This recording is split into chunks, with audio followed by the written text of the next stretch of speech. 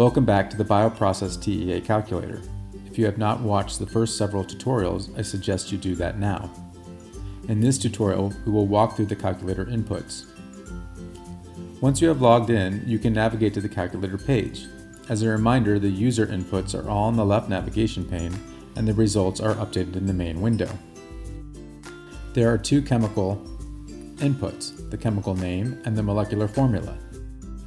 As these inputs are changed, the outputs are changed in real time, including the molecular weight, conversion stoichiometry,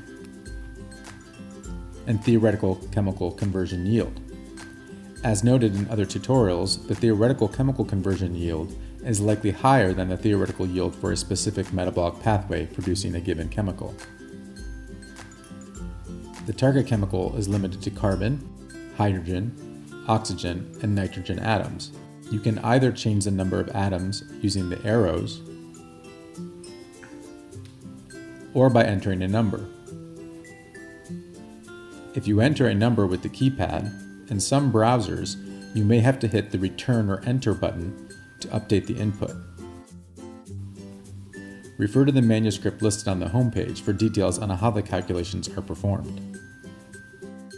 After updating the chemical information, the user can change the financial inputs. One of the most critical of these is the target selling price. If your selling price is too low, you will have a negative financial outlook. For an existing chemical, it is important to know what a competitive selling price should be. The other financial inputs can be changed with the sliders. These include the target margin, payback period, discount rate, tax rate, and the plant financing details, including the percent financed, the debt interest rate, and the loan term. The default values are those present when the page is first loaded or reloaded. It is important to note that the margin does not impact any of the financial outputs, except the minimum selling price required to hit the input margin.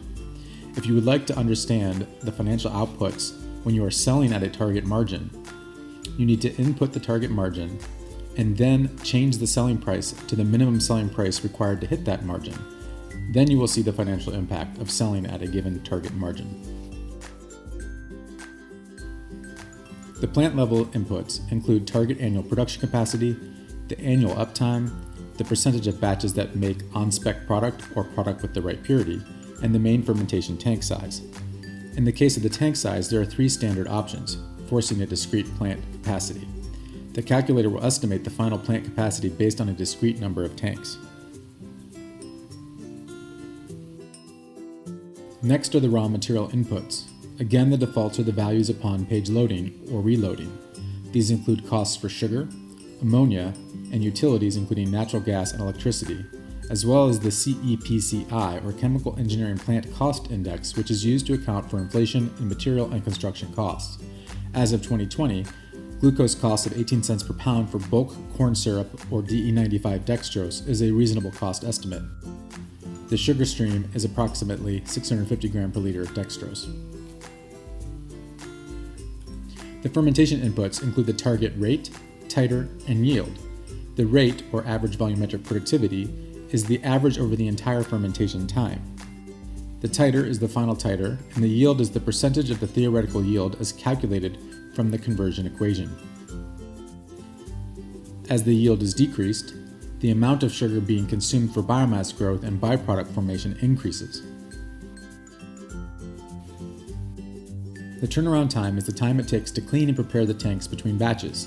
The default is 16 hours. Reducing this may impact results, but may not be feasible.